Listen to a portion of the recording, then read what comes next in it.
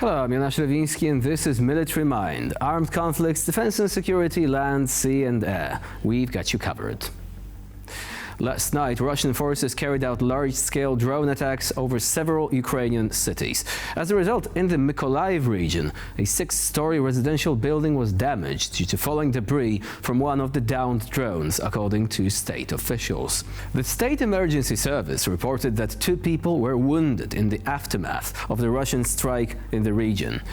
In the city of Sumy, a Russian drone hit a residential area. According to officials, 3 people suffered minor injuries and acute stress reactions, but no casualties have luckily been reported in either case. On the front line, the operational situation in the Kharkiv region has not undergone significant changes and remains difficult. Ukrainian defenses are holding out in their efforts to contain the onslaught of Russian forces. Over the past day, with the support of aviation assets, Moscow's troops undertook 3 times to break through Ukrainian lines near Vovchansk. The Russians also carried out 5 airstrikes against targets in this sector. Moving on now to the Donbass. In a shift in the Kremlin's operational approach, Russian troops have introduced new tactics in the Donetsk region, specifically targeting the Pokrovsk and Toretsk areas. According to a Ukrainian military spokesperson, Russian forces have increased their pressure on Pokrovsk by employing smaller, more mobile assault groups. These units are reportedly attempting to exploit weak points in Ukrainian defensive positions. Rather than relying solely on heavy artillery and massed troop movements, the Russian strategy now appears to prioritize coordinated, small-scale attacks, supported by reconnaissance and electronic warfare systems. This approach is aimed at testing Ukrainian defenses, identifying vulnerabilities, and minimizing their own casualties. Now, in the Toretsk sector, Russian troops have shifted to a similar strategy, employing maneuver warfare tactics to encircle Ukrainian positions. This includes using drones for real-time reconnaissance, allowing for more precise strikes and movements. Ukrainian military sources report that Russian forces are attempting to gain ground through incremental advances, supported by artillery barrages. The Ukrainian armed forces have adapted to this new approach by reinforcing their defensive positions and conducting counterattacks to prevent enemy breakthroughs. Despite these efforts by Russian forces, the Ukrainians remain resolute in their defense of Toretsk. Turning to the Middle East now, at least 10 Palestinians have been killed in Israeli attacks across the Jenin Governorate in the occupied West Bank, the Palestinian Ministry of Health said.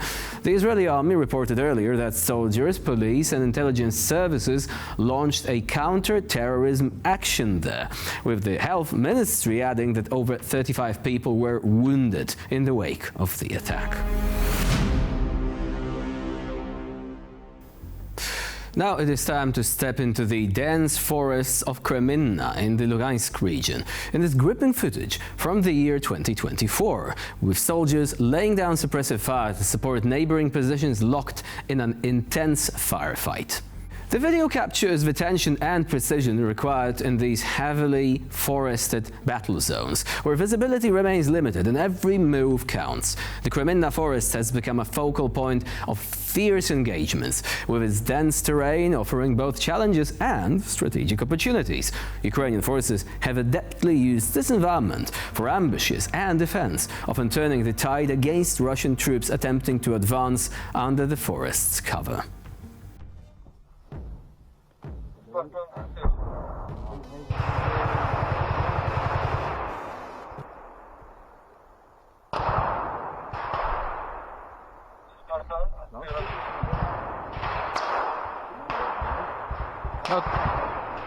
Dá o teu fuzil aí que eu atiro.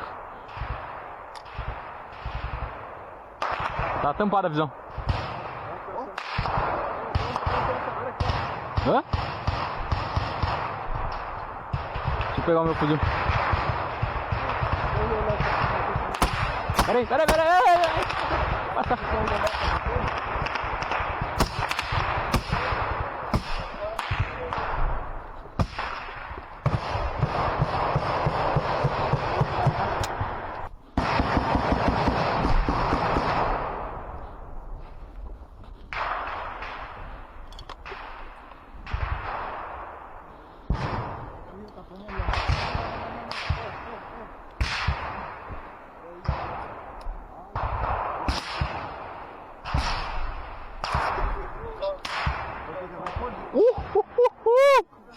Filha da puta!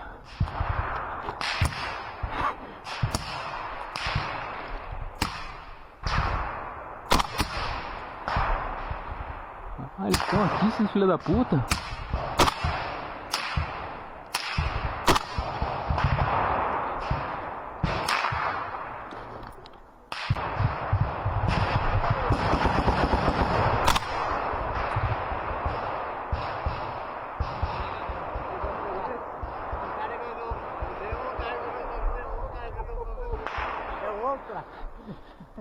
Botar o casco, né? Porque...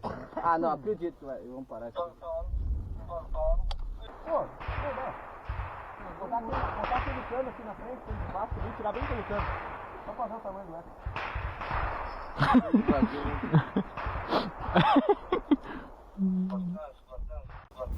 And you have to admit, the scenery is shocking. It's like every single World War I movie with no man's land, the remnants of nature, long destroyed by warfare. The Ukrainians have often emphasized that Russia is using ecocide in Ukrainian territory, destroying the environment. And to be fair, Europeans talking about the Green Deal should consider a greener deal, a deal where Russia is prevented from attacking its neighbors and destroying their environment.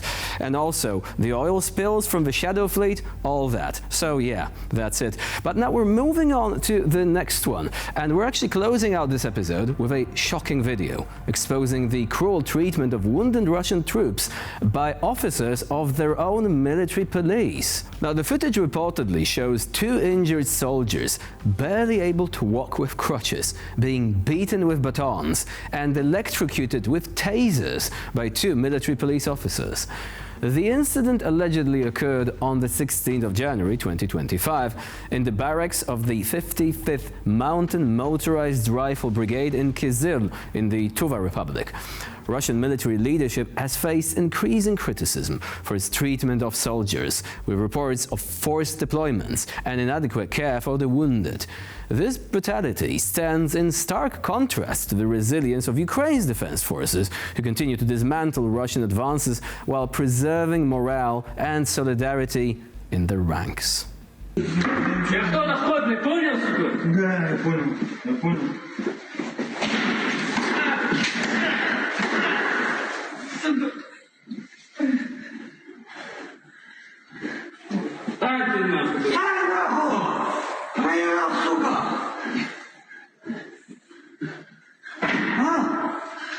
Я вам нахуй нормально что нахуй?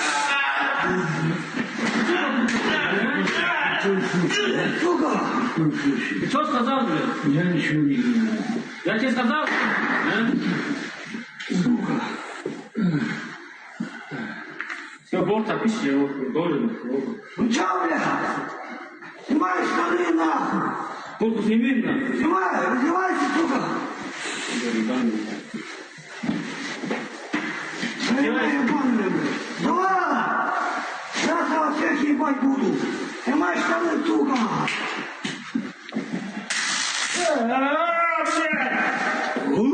Пока я подачку, горит? Нет. А? Я сам на борт записался, А нахуй базарите там, блядь? Я сам на борт записался. А? Чё, сука? Я сам на борт записался. Я тебе клянусь. Чё, блядь, сука? Штурмовики ебаные, блядь! Я сам, сука, штурмовик, блядь! Отдельно штурмовая рота, блядь! Сам нахуй! Воевал ебаные, блядь! Я этот на уровне, я сам не пошел. Сука! Здесь нахуй, в углу станьте, нахуй, стойте, блядь.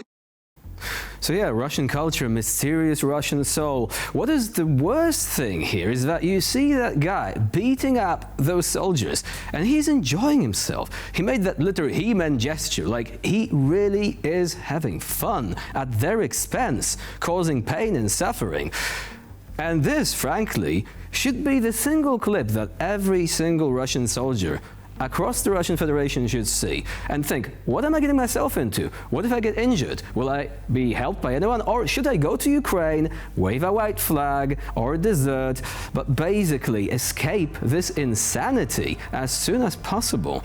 Because clearly, if they stay with Putin's regime, well, this is what actually may await them in the end. And with this, we conclude this episode of Military Mind. Please stay with us here on TVP World for more latest news and updates.